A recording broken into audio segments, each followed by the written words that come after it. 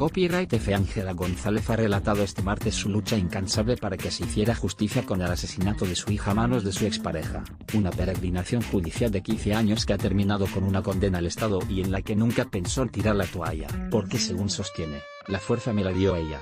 Es el testimonio desgarrador de una madre a la que, según ha contado en rueda de prensa, se le hundía al mundo cada vez que los tribunales españoles le desestimaban su reclamación de responsabilidad patrimonial por funcionamiento anormal de la administración.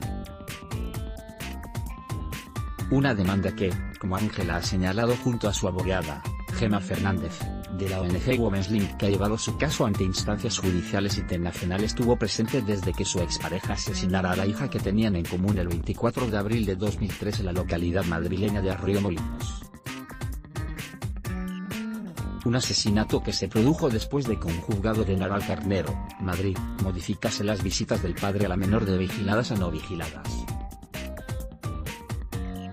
No daba crédito a lo que estaba sucediendo, no podía entender que durante 10 años ni la Audiencia Nacional, ni el Tribunal Supremo, ni el Tribunal Constitucional, nadie se hubiera dignado a leer mi verdad, lamenta.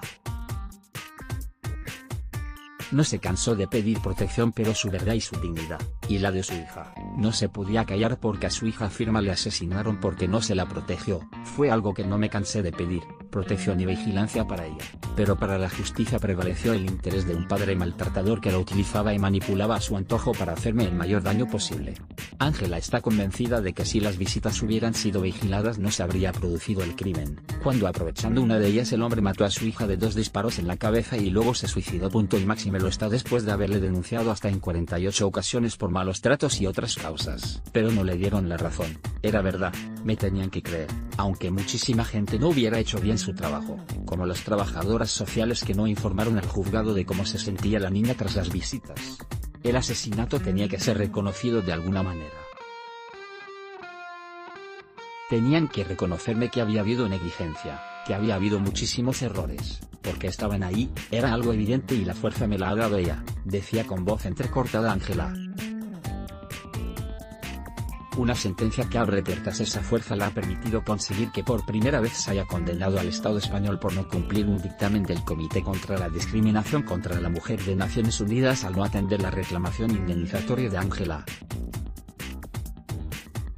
La abogada de la ONG entiende que la sentencia del Supremo abre la puerta a que los dictámenes de los comités de Naciones Unidas sean de obligado cumplimiento. Supone, según ha señalado AF, un precedente que cambia el entendimiento que había ahora de los dictámenes y sienta doctrina. Pero además, según la abogada, con esta resolución, aunque el Tribunal Supremo se circunscribe al caso en concreto, se puede trabajar para que otros dictámenes también sean vinculantes.